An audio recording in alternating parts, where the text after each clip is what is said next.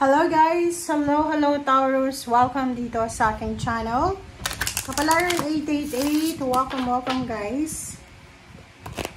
Alamin natin kung anong messages, vibration, gabay energy para sa inyong lahat. This is general reading. This is for the month of August 2025. General reading siya, so gamitin mo ang iyong intuition sa panunood. I-connect mo ang iyong intuition, ang iyong instinct sa bawat baraha na lalabas dito. Okay, Taurus, so kumusta kayo dyan? Nasaan mang sulok kayo ng bansa na Pilipinas or nasa ibang bansa or nasa ang kontinente?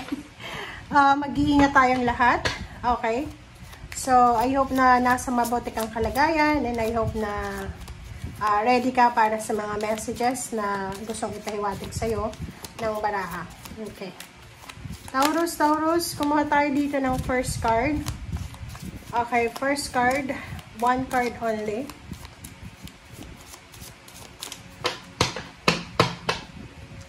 Okay. Taurus, this is reverse na moon lore. Even flow. Comment down below kasi naka-reverse siya. So, ibig sabihin, meron ditong mga Taurus na masyadong nagmamadali, masyadong excited, yung sobra-sobra ng desperation, na parang hindi ka na sumusunod sa flow ng buhay. So, dito sinasabi ng barahan na you need to go with the flow, let God, let it flow, kumbaga. And sinasabi, this is 23, number 5. Siguro masyado kang apurada. Yung parang kailangan nating madaliin. Kailangan mong mag-settle as soon as possible kasi nag-worry ka eh. Siguro parang kailangan mong mag-settle sa kahit anong nakikita mo sa paligid mo sa ngayon kasi nag-aalala ka. So maybe this is relationship, or maybe work, or any plans or goals mo sa buhay. Okay. Tingnan natin dito sa second deck mo, Taurus. Okay. This is your second deck. Ano ba ang message pa na para sa'yo, Taurus? Okay. Kunin natin ito. Okay, trusting your intuition. Sinasabi ng baraha sa'yo dito na makinig tayo sa lahat ng mga sinasabi ng ating intuition. Yung mga pakiramdam natin, yung instinct natin, hayaan natin na i-guide tayo sa tama. Or hayaan natin na yung intuition natin, yung maging guidance natin sa bawat actions natin na gagawin. Okay. Okay, thank you.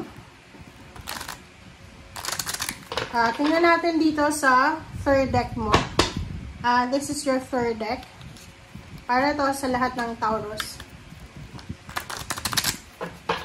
Ganito yung pagbalasa ko guys kasi medyo hindi maganda yung kamay ko. Okay.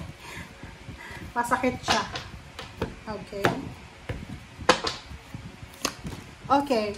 First card and second card. This is Knight of Swords, Taurus.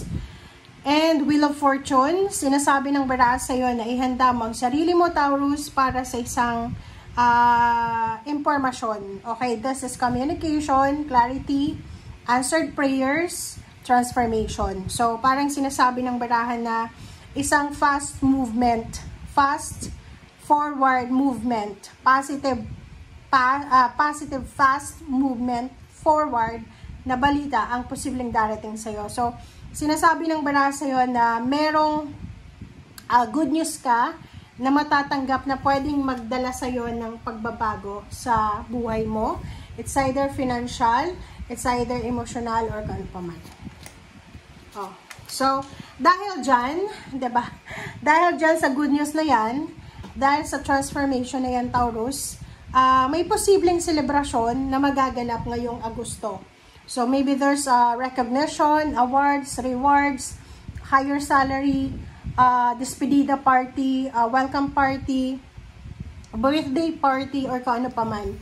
So, nakikita ko sa'yo dito na meron kang parang confusion eh. Like, for example, may okasyon na kailangan i-celebrate, may success na kailangan na i-celebrate, and yung two ones dito ay parang sinasabi na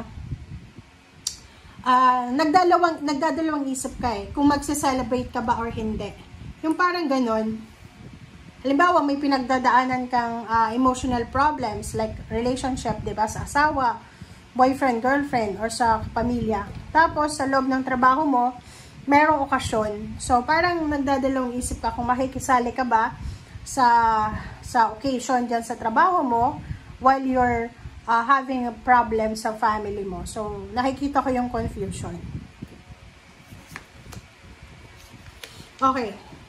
Mag-iingat ka, Taurus. You need to be very careful.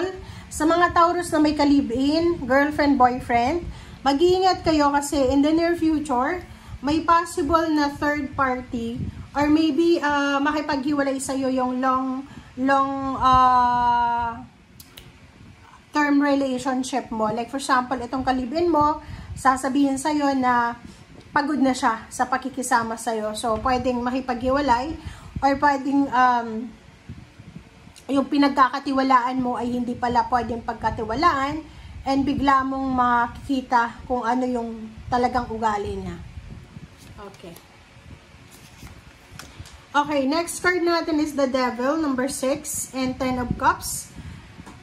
Sinasabi ng Bura sa'yo dito, this is Capricorn energy. So, mag-iingat ka if you are married, like you are married ha, kahit saan ka man kasal, sa huwes, sa pare, sa judge, yun sa huwes, diba? Sa mayor, sa ministro, sa pastor, mag-iingat ka. Because, yung masayang pamilya mo, ay posibleng meron na, lalo na kung ang relasyon mo is Capricorn, posibleng merong temptation. Like mga third party, or may mga financial problems na pwedeng maging rason para mag-away kayo or magka-hiwalay kayo. So, mag-iingat ka. Okay, next card dito, mag-iingat ka din.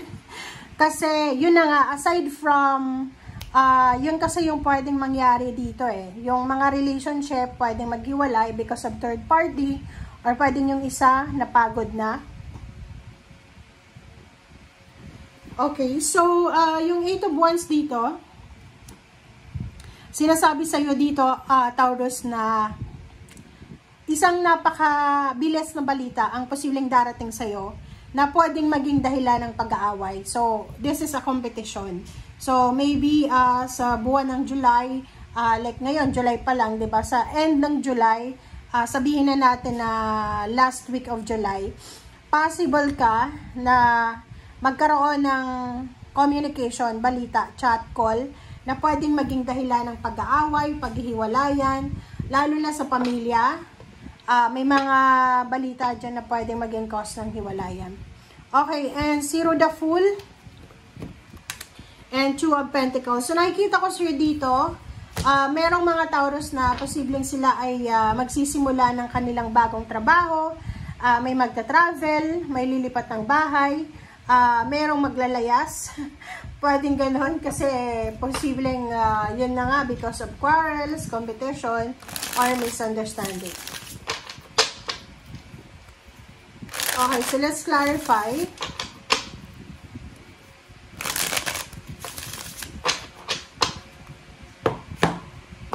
Okay, so let's clarify for the Wheel of Fortune and Knight of Swords. The Moon. So, nakikita ko sir dito na medyo plus may Moon Lord dito eh. Yung halimbawa, may kailangan magbago, diba? Like example, yung Wheel of Fortune, umikot na. Pwede nga to, may makikipaghiwalay sa'yo, tapos pinipigilan mo talaga siya. Or may kailangan magtapos, pero you're against the flow. So, sinasabi ng barahan na, huwag ka na, just go with the flow, and hayaan mo ang universe na siyang mag-control or kumontrol ng sitwasyon. Okay, 3 of Cups and 2 of Wands is Knight of Swords. So, sinasabi ng barahan sa'yo na possible na yung mga single dyan na Taurus, posibleng isang mabilis na relationship ang magsimula, mag-blossom, mag-bloom, or pwedeng mga friendship or collaboration yan. Hangman, so nakikita ko sa'yo dito na, yun na nga, so parang meron ditong relationship na parang matagal ng imbalance siya. Pwedeng mag-boyfriend-girlfriend, mag-live-in partner sila, magkaibigan na medyo hindi na maganda yung relationship na meron ng traiduran, meron ng backstaban, pero nagpapatawad pa rin. So dito sinasabi na wag mo nang intayin pa na masira talaga yung relationship. So, if kailangan ng mag-part ways na. Kasi toxic na to eh. Okay? Ten of Cups and the Devil. Oh. Sinasabi ng baraha sa'yo, if you're married, in a relationship, may live-in partner, anuman ang temptation na pwedeng makasira sa pamilya mo, you need to be strong, you need to be courageous, motivated ka na labanan lahat ng tukso. Yung mga third party na yan, mga consumption sa pamilya, mga problema na pwede naman nating wag pasukin. So, kailangan mo magpakatatag, maging malakas, para kumbaga magawa mo yung mga bagay-bagay na gusto mong magawa with strong determination and courage. Okay, Eight of Cups. Kung may mga nag-aaway daw dyan, may mga chismis, away, gulo sa paligid mo, wag kang makikisali. Okay? Yung 8 of Cups kasi na to, tapos 8 of Wands, mabilis eh. So parang, like for example, marami kang mga tao, like kapamilya, kaibigan, kakilala na mabilis, yung parang mahilig mampikon, diba? Mahilig mampikon. So mag-iingat ka, umiwas ka sa kanila, just withdraw yourself sa mga away, gulo, misunderstanding, or sa mga tuksuhan na yan. Okay? Thank you guys for watching. Bye!